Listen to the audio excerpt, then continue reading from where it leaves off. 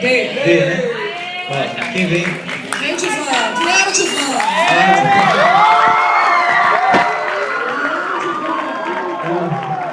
Você conhece o primeiro?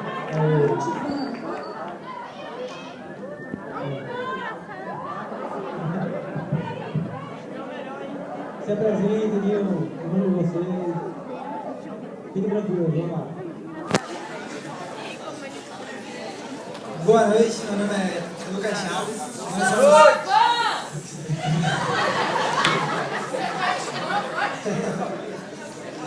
Boa noite, meu nome é Lucas Chaves. Vou apresentar meus colegas Vitor Almeida e Felipe Almeida Paiva. Uhul!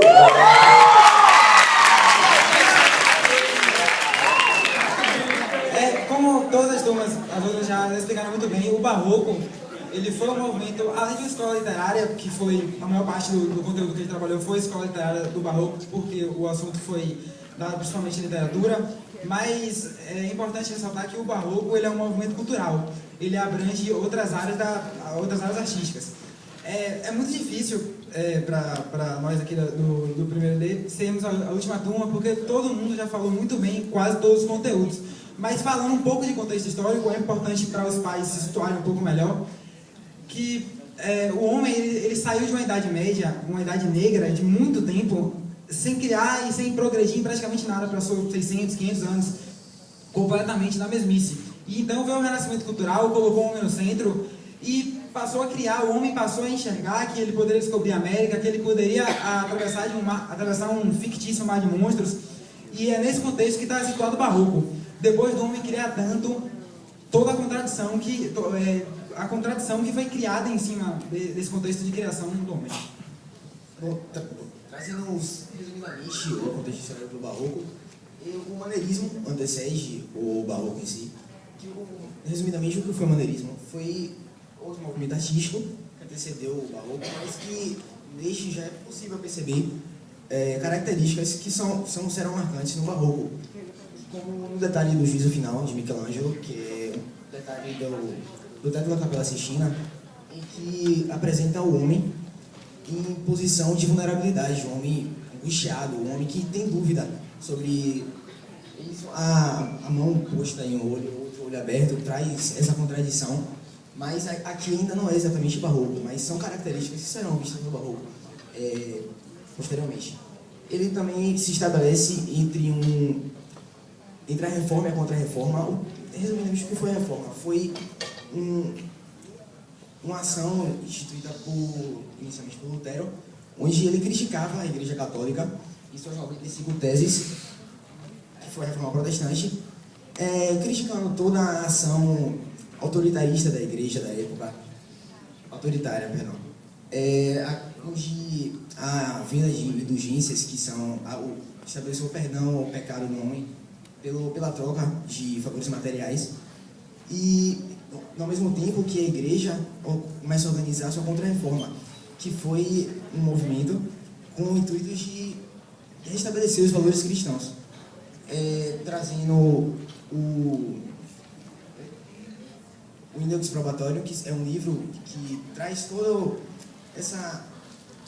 as teses utilizadas para a Igreja para estabelecer o que será e o que não será de acordo com as ideias cristãs.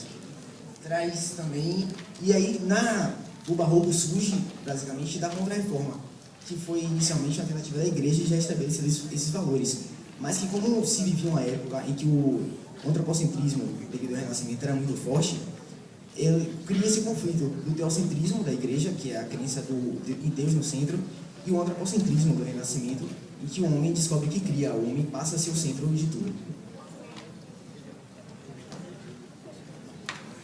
Vamos iniciar aqui a apresentação e eu vou de uma maneira diferenciada.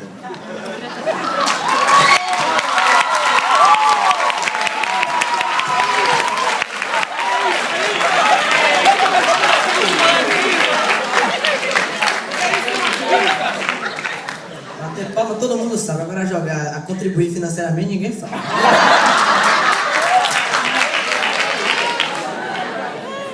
Vamos começar de forma diferenciada. Está todo mundo aqui falando muito bem, tranquilo, calmo, e eu vou mostrar que eu estou retado.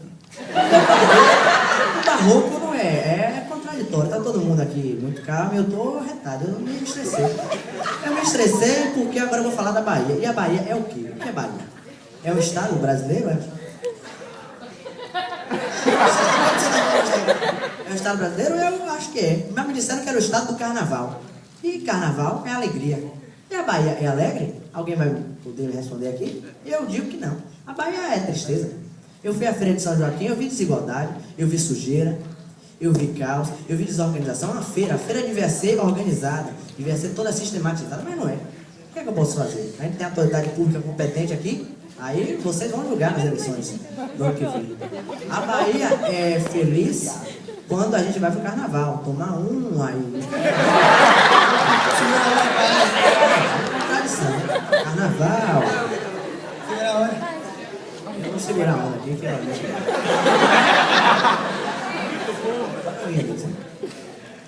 o que acontece? Mas fora do carnaval, a tristeza, a desigualdade, a miséria, a fome, tudo de ruim aqui na Bahia. Então é pensar um pouco, refletir, porque não é o sorriso, não é o protesto porque Bel sai do chiclete, não é a lavagem do Bonfim, não é outra coisa. É muito mais embaixo, muito mais profundo. Você vê a Bahia dessa forma tão, como é que eu posso dizer? Tão superficial. A Bahia lá dentro do seu profundo, Eu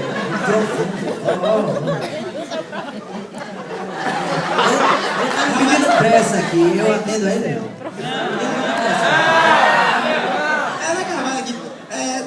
Imagina uma figura dessa na época do Barroco. É por isso que a igreja fez a Contra-Reforma. Uma figura dessa começasse a falar e que lição na hora. Mas, gente, voltando ao assunto. Na Feira de São Joaquim a gente conheceu, antes de ir pra feira, na verdade, a gente conheceu na igreja um senhor que falou muito sobre um local uma briga, na verdade, de caridade, que ajuda as pessoas, que acolhe as pessoas que andam na rua, enfim, na igreja. E ele falou que ele bebia muito e ele perambulava pelas ruas, ele vivia um dia após o outro sem querer saber do amanhã, sem querer saber do que vai acontecer depois. No Barroco é conhecida uma expressão que muita gente hoje em dia coloca tatuagem sem nem saber o que é, que é a Carpe Diem. Que é viver a vida. Então, todo mundo sempre associa o Carpe Diem com viver a vida bem, com ser uma pessoa feliz, mas com pessoas como esse senhor que falou com nós do primeiro ano, que nós vamos a pior parte do Carpe Diem, a parte do viver a vida sem rumo, viver a vida por viver, bebendo, tomando surra. Essa seria a parte ruim do Barroco, que é realmente um momento cultural muito dual e com muitas facetas.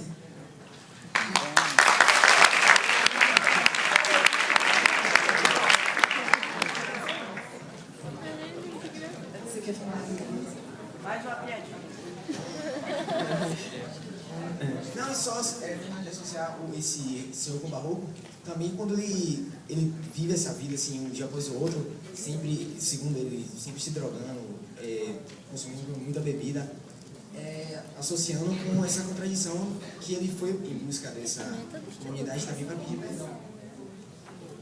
Ele foi em busca dessa comunidade para pedir perdão. O que é importante a gente falar que quando eles foram para a comunidade se chama Trindade, eles na verdade chegaram a um discurso, um posicionamento de contenção. Era um homem que viveu o exagero, mas que deu um testemunho de que o exagero, na verdade, faz com que a sobriedade, que ali é uma questão de escolha e de condição, foi uma lição de vida para eles, porque na verdade a liberdade naturalmente é assumir alguns rumos. Então eles ficaram muito impactados com esse senhor, com essa discussão, e por isso trouxeram, né, esse sintoma do Carpe Diem, que é bem nosso, né, viver, porque vai haver a morte, enfim, é um poder vulnerável. Isso? Essa basicamente foi toda o estudo do Barroco que nós tivemos. Então, um pouco do trabalho até, foi realmente um trabalho, apesar de difícil, foi muito bom, que já nos levou realmente a estudar de uma forma que muitas pessoas não estavam acostumadas.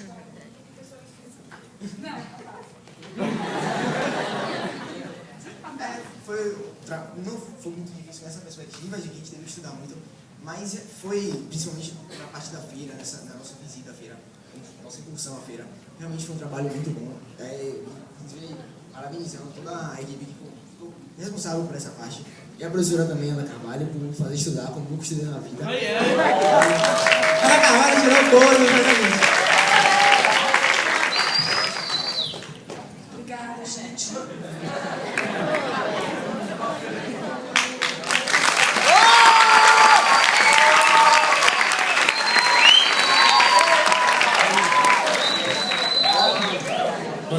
Eu gostaria de fazer uma réplica.